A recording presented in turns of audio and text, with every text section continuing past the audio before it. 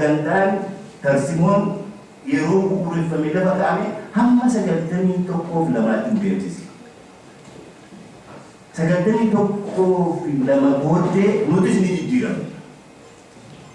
Nummaan fi keenya akka hogganaatti gariin keenya dulloo maal dhoosu barbaachisa. Gariin immoo nama politikaa ta'uu jalqabe, nama qabsoo ta'uu naaf eegu. Sana qofa miti. Gaafa nuti mootummaa ce'umsaa seennu sadarkaa addunyaatti jijjiiramii buqqaasaan dha. Lola qabbanaawaa kan jedhamu sadarkaa addunyaatti deemsifamaa turetu injifannoo warra dhihaatiin bakka ta'e. Naannoo keenyatti biyyi tokko ni dhabamte. Somaaliyaa kan jedhamu. Biyyi haaraan tokko Eertiraa kan jedhamu dhabe. Mootummaan gosa kaan argini kartuun aangoo qabate. Wayyaaneenis mootummaa warra nu fuuldura duraan turerraa amala addaa kan qabdu dhuftee shaggada aangoo qabate. Nuti garuu sagantaa keenya kanuma durii sana naannessina malee kanaa wajjin walgitu ilaalcha kanaa wajjin walgitu haala kanaa wajjin deemu wal falmine lafa kaa'uu dadhabne. Maaliif lafa kaa'uu dadhabne? Wal sodaanna. Yoon kana jedhe Itoophiyaanistii naan jedhu. Yoon kana jedhe maaloodha naan jedhu.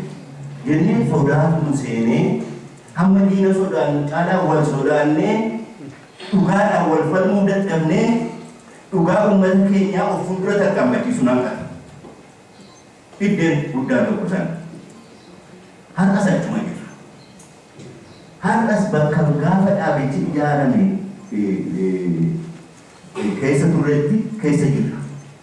Har'a immoo yoo afaaniin illee jechuu baanne warra afaan Amaaraa dhaabota humnoota afaan Amaaraa haasa'an kana nu wayyamoo wayyaanee nu wayyaa akka filmaata akkasii amalaan yaadaan gochaa keenya baafnee jechuu baannus kanatu fakkaata.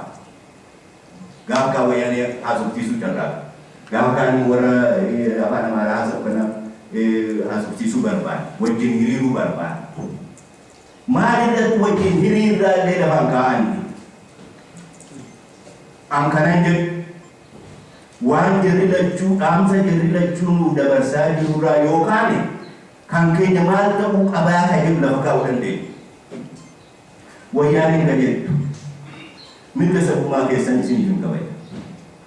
Aadaa keessan, afaan keessan akka itti fayyadamtan nan eegamu. Garuu mirga dhala namummaa keessan yoo ansara yoo nirra natti nagargaarinaa. Ejjennaa wayyaanee yoo cuunfine kana jedhu. Ejjennaa warra afaan Amaaraa haasa'u yoo cuunfine kufa kan baasanii hin jedhan. Garuu cuunfaasaa keessisee maali yoo jennu mirga sabummaa keessanii lakkisaa isa gadhiisaa. Waa'ee aadaa, waa'ee afaanii, waa'ee mirga ofiituu nutti hin kaasinaa. Mirga dhala namummaa keessanii isiniif kabajnaa jedha. Allachuu dabaan jedha.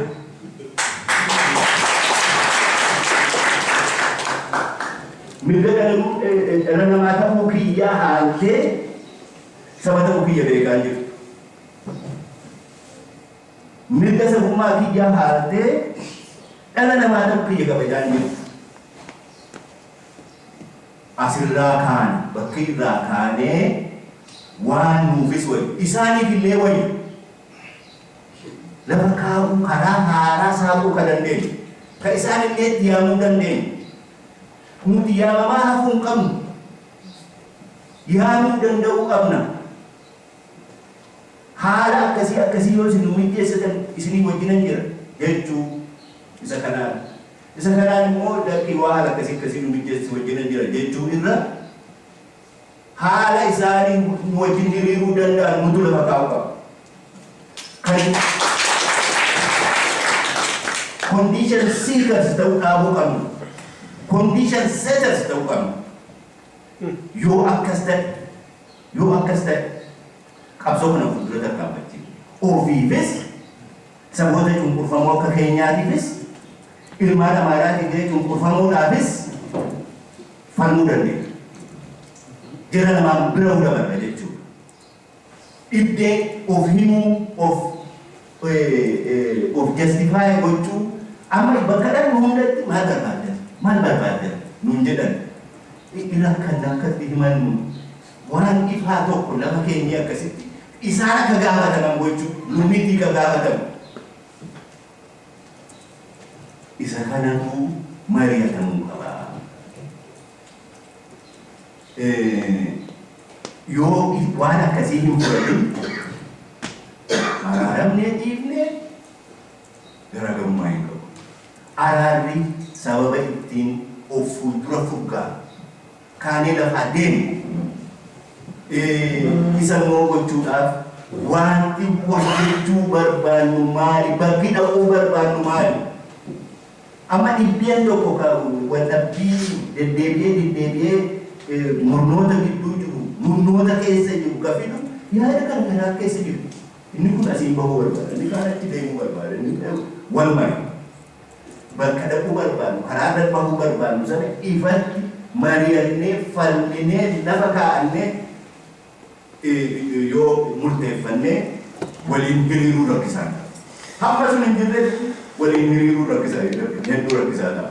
Hamma akkaataatti waliin hiriiruu sana hin tolfatinitti walii bulchuu. An kana araarichi sababa ittiin qabsoo keenya qabsoo ammaa sochii Oromoo sochii jaarraa 21ffaa taasisu.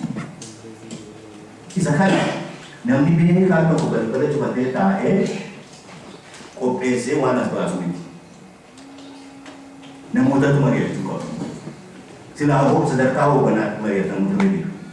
Hoogganni hojii isaa osaan akka inni nama hoogganuyyuu yeroo irraa yerootti maali kan deemsisu kan baasu maali jedhee mari'atee sana ofiifis wal amansiisee miseensa isaas amansiisee wal faana deema.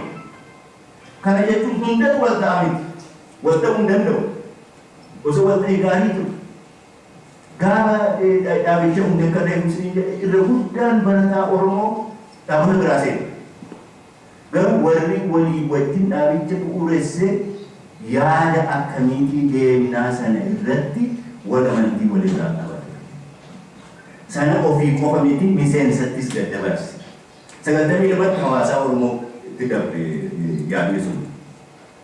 Amma kan sana dhuunfachuu barbaadutu warri duraan nutti falmaa ba'e. Warri duraan dhaaba Habashaatti duudee nutti falmaa ba'e. Sana as immoo isa kana dhuunfadhaa malee gaafa isaan dhufan nuti bakka sochoosutu nurra. Yaada haaraa baafnee of fuuldura deemnee yeroo hundumaa yaada haaraatiin kun hedduu rakkisaadha. Gaagaadhallee namatu nama abaara, namatu nama komata, nama hamata. Yoo sana goone malee immoo qabsoon of dura deemuu hin danda'u. Kadhumaa waan tokko dabaleetan cufaa waan baay'ee jechuutu danda'ama. Waan tokko fondi dabalee cufuu barbaada. Amma sirna dimokiraasiitii fi mirga ta'ee murteeffannaa waggoota 20 fuuldura sochoosuun dadhabamee jira. Oromoo gaafatamaa.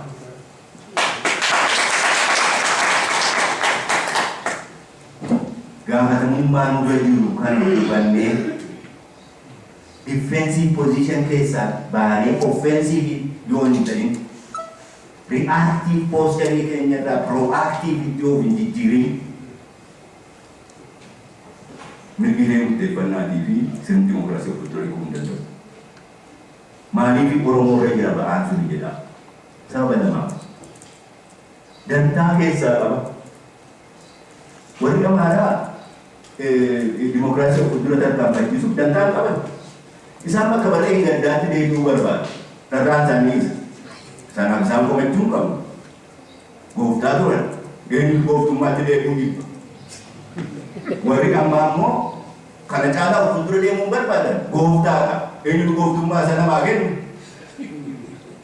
Kalaqii of fuuldura sochoosuu qabda jedhee dantaa irraa qabu dandeettii sitti qabu Oromoo. Yaa Oromoo kan hubadhu mooraa kee xaliilchi harka wal qabadhu qabsaa'ee sanumaan dhaaba.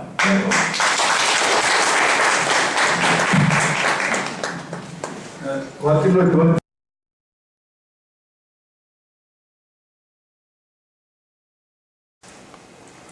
20